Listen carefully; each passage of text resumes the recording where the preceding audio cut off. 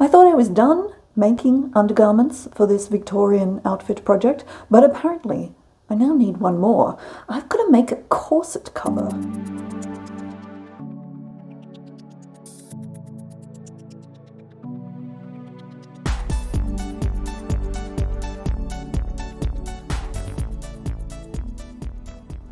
Hello, it's Icy. Yes, I have realized I need a corset cover. Now, originally I thought, hey, I am sufficiently endowed at the top. I don't really need to make one of these, but I have now discovered that after I've made this raven vest, and put on the undergarments that were previously on the mannequin, I've actually got a lot of room.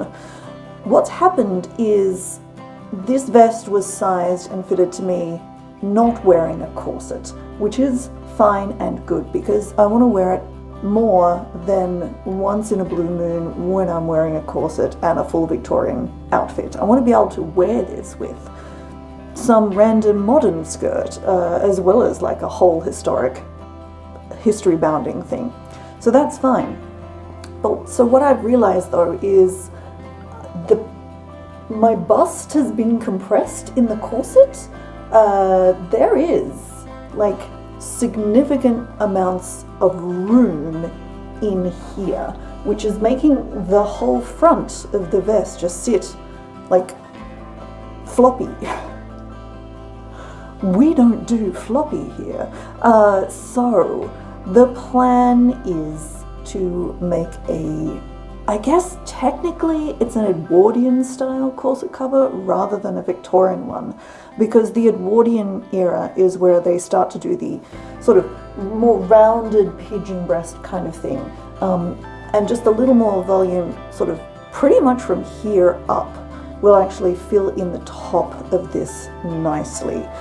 So the plan is I will use some more of the linen that the chemise is made from, and then I will add a couple of layers. I'll basically make a little shirtwaist style thing that just literally goes to the waist, buttons at the front, and then I will add several layers of ruffles. So it might almost go as high as this crew neck shirt, probably not quite, it'll probably just be a little bit below that. But yeah, a couple of layers of ruffles just to fill out the shape of this vest, which will make the whole thing sit a little better as well. I mean, in general, that's great. That will add to the sort of more Victorian Edwardian silhouette that I need. So that's all fine. Yeah, just an extra step I did not think I would need to add. So fabric-wise and supplies-wise, yes, I have a bit more, not a lot. Actually, no, I actually have another piece of clothing I made out of the linen, which honestly has never been worn and could just be chopped apart, and it's fairly flat. So that's an option. I don't actually need a great deal of fabric, I only need a little bit, so I'll do some research to see if they were actually cut on the cross or if they were cut on the straight, but I could actually cut it on the cross for a little bit more sort of shaping and fit, possibly. I think I'll stick with the vaguely square neckline rather than trying to go with a rounded neckline on top of a square-necked chemise, but yes, I'll bring it up higher basically and maybe take it in a little bit closer compared to the chemise, mainly because depending on what I'm wearing, it might only need to be worn underneath like this vest, so it's not like I need this to be worn under, I don't know, evening wear or something. So yeah, I can definitely bring the neckline up higher. For the ruffles, at this stage I'm not sure. I think the linen might be too thick to give really nice ruffles that add the right amount of lift. I have some black lawn, so very, very thin cotton which might work better. I don't have any ribbon that's that wide, but possibly I could maybe get some cotton. I do have something I could sacrifice to give me some cotton broderie on glaze, maybe. That's an option, and I could possibly have some edged broderie on glaze kind of as gathered across here. It would be black. I don't know if that would work or if I'd be better with something else. I definitely have some more of the ribbon trim that I've got around here, and I've got some more of the cream ribbon, so I'm sure I will manage to incorporate that in some fashion somewhere, I think. So that's the plan. How this works, I have no idea, but let's see how this goes. Alrighty, so the first step is to actually get some measurements. So here is me wearing the skirt, bum roll, corset, and petticoat, and let's start with a waist measurement. It doesn't need to be fabulously accurate, though the waist measurement probably is the only thing that is super important, because everything else should be looser, but the waist measurement should be quite firmly fitting. Okay, so that's not right because I've used the wrong end of the tape measure. Shall we try that again? Let's see. This will be 34, a finished dimension of 34 inches. I think that's actually what obviously the skirt fits just fine. So that actually turns out to be, it's very odd. So this skirt fits perfectly fine just on its own without a corset. With the corset quite reasonably firmly laced, it also fits perfectly fine. But obviously something's being moved around somewhere, considering that my bust shape changes massively. I've also got my normal brassiere on as well underneath. I don't know. I don't know where the volume is going, but let's measure the bust as well, just so we've got a number to work with. Why I'm using inches instead of centimeters, I don't know. I really should just be using centimeters, but anyway, so I mean, I'm gonna do a reasonably loose measurement here. So that's 40 inches at the bust. The rest I can probably get off the mannequin anyway, because really all I need to, I've certainly been putting the corset on the mannequin. It's obviously not the same dimensions as me, but the heights are fine. But just for reference, the height to the bust is 8 inches. I need to actually draw up a little picture and put these numbers on, which I didn't do first. Oh, actually, there's another important one. We want to go from waist over the top and down. So that's a total of 37 inches, and the top of the shoulder is 17 and a half. So that gives me a sort of a back length and a front length of the shirt as well. So I think that's probably sufficient to be going on with. Maybe also, let's say,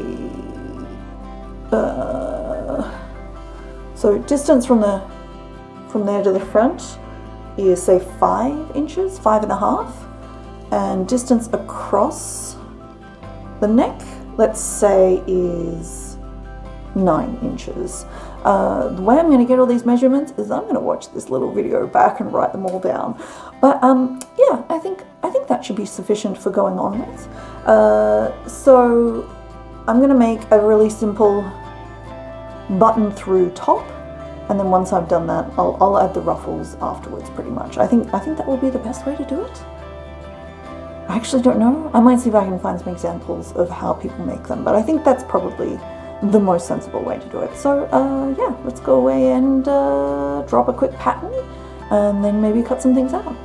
So I've done a few experiments with fabric, just doing some draping, because while I was researching more about corset covers, I've come across the information that they're not made out of linen, they're made out of cotton. Occasionally they used a linen-cotton combo. I do not have that. So I think what I'm going to do is I am going to use this cotton lawn that I've got. I originally bought this to make a shirt. I've got other plans, so I can definitely afford to take out probably, I won't need too much, maybe half a meter, maybe a bit more than that, to make a corset cover. So I think that's the plan. And the other reason that should work is it'll tie nicely with the petticoat. So the petticoat has got the darker grey linen, black, then a grey waistband. So what I can actually use is the linen for the frill, I think, for the pleat. So if I just drape this scrap across here, imagine, if you will, that this is gathered across, and then probably I will re-add this black lace with cream ribbon in as well as a line across the top, and have a couple of, maybe even just one, maybe two, maybe a second one underneath. But I think that should look good. I think that should look quite well. So that's the current plan. One thing you might be thinking is, I see, there is a disadvantage, of course, to having all of these dark covered corset covers underneath, because it means you'll never be able to wear a light colored shirt, to which I say that won't ever be a problem. The odds of me wearing anything higher than like a grey is like non-existent, pretty much. So it's fine, is what I'm saying. It's okay that this is all going to be a black corset cover underneath a black, on top of a grey chemise, on top of a dark purple corset. It will be fine. So I think that's what I'm going to try. So let's see how that goes. Okay, so I've transferred my measurements onto a little diagram here. So front, basically 23 inches across the front. That's at the bust line, 2 inches up, and then that's where kind of the sort of straps will start, and then I'm going to have a little square section in front as well. The waist is 16 across the front, total height 19 inches, 8 inches from the waist to the bust apex, and then yeah, an additional 2 inches there, and an additional 2 inches there, and that should take it up to just below, sort of just below the collarbones, roughly 5.5 inches, sort of up into the top of the shoulder of the front. Across the back, that should work out to be 18 inches. So this 16 inches is a finished waistband, as opposed to the amount of volume that's going to be gathered down. So 18 inches, and basically 19 across the shoulder blades. So that means that the back is going to have just a little bit of kind of shaping as well. And then the rest is pretty much similar to the front. Might come up higher at the back, probably not necessary at the front. So, pattern pieces. Now, what I'm going to do is, the back piece is going to be cut on the fold. It's going to be 9 inches across the base, 9.5 at the top, come down 2 inches, and then come down at a diagonal line. And then I'll have a separate strap piece that's basically just like double length, pretty much. So this little symbol just means continue on, or not shown drawing. So it'll be, my pen worked this long, which is this piece here. So the front is going to be a slightly more complicated design. Am I making this too complicated? Yes, of course I am. Why would I do anything else? So it's going to be a think that says 14.5 inches across here, but I will have to check my measurements and my scribbles. I'm not even sure. It might be, I don't know, 11.5. That's 9.5, that's 11.5. That makes sense. And then 11 inches at the waistline. So same deal, except this is going to be divided into 2 sections. Additionally, there's like a curved hem, just because there's an additional level of fullness that should be gathered into the front here. And this length here is, will be 20 inches, I think. So slightly more than the total, sort of from the top of the shoulder down to the bottom. Oh, actually it won't be 20 inches. I'll have to work, actually, I haven't worked that out yet. It'll be longer than this 10 inches. So I think it's meant to be, this is 10. So actually I think probably if that distance there to there is 10 as well. Yep, that should be fine.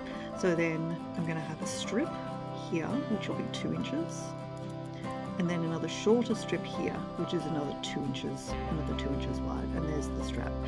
Also, I'm going to have a placket, so where the actual buttons will be sewn on, sort of up there, which will make the whole thing easier to put on. So I'm just going to have the placket for the buttons. The button holes will be sewn into the actual, hopefully missing the flaps of the sort of ruffles, couldn't think of the word, and then sewn in there. So what I'm doing for the ruffles, rather than having straight pieces, I'm actually going to be curving the ends just to give a bit of a cleaner look. And the other thing I'm going to be doing is I'm going to be inserting ruffles. So this is double this width, so there'll be 4 of these basically. So I'm going to gather down this edge, and it's going to be actually sewn in between these 2 sections here.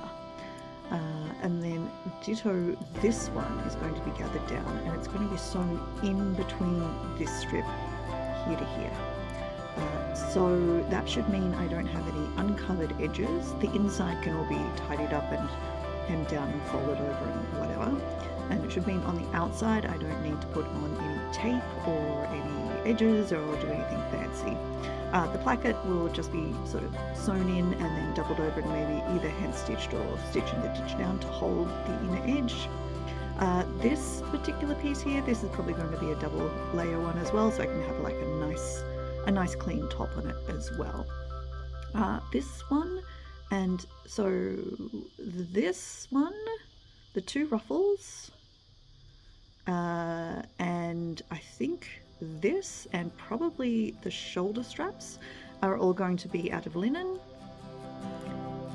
So the grey linen, and the body, the placket and the back will be out of the lawn, so the black lawn. And I think that should work quite well. This little bit here is going to have some of the eyelet lace just added for decoration, and the white ribbon added here as well, just to replicate all of the other vibes that are on the rest of the undergarments. So I think that should work quite well. So really all I need to do now is just I don't know if I'm not sure I'm even going to bother drawing up a pattern. I might just draw this straight on the material in like chalk. I think that's fine. I might just check to make sure I have enough. Planning to use scraps of linen, but I might need to actually cut into the larger piece that I have left. But yeah, I might have enough scraps, but I'll check that out. Right, let's do this.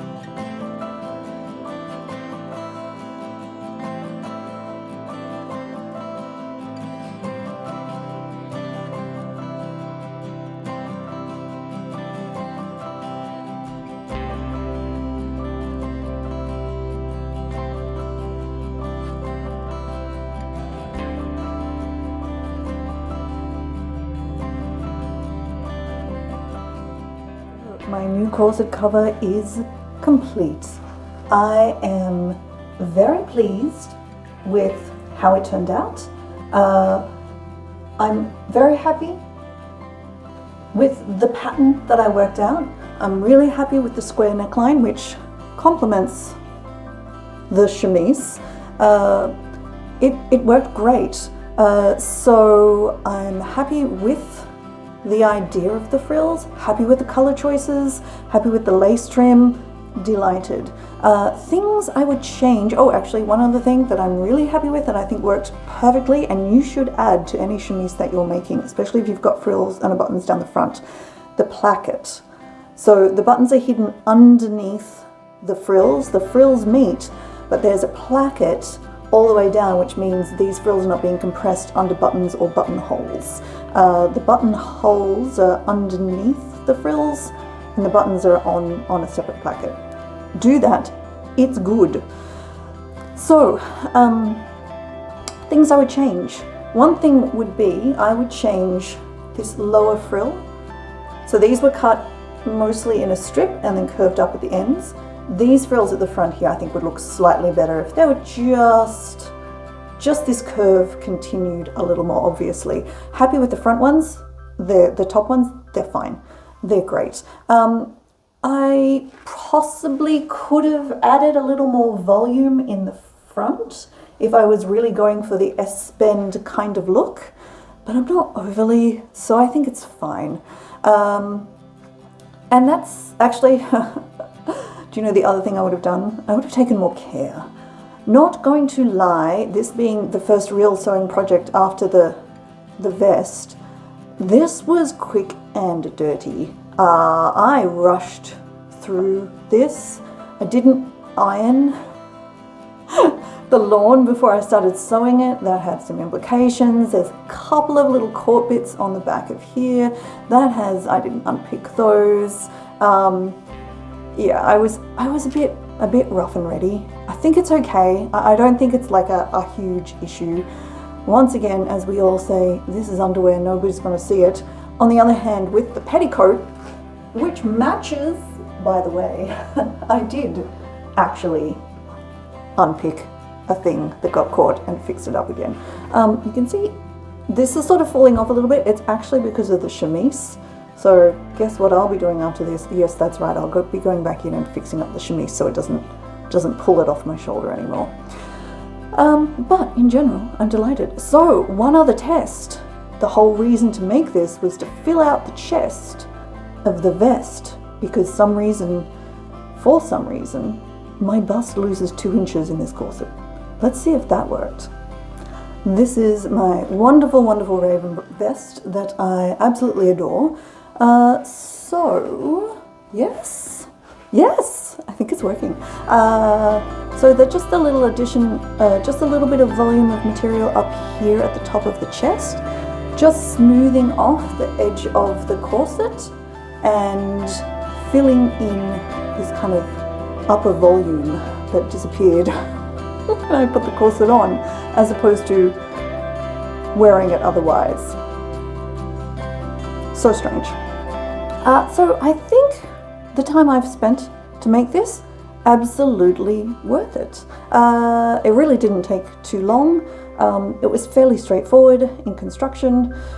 Yeah, it's basically just take some measurements and divide it up into some rectangles, and then sew the rectangles together.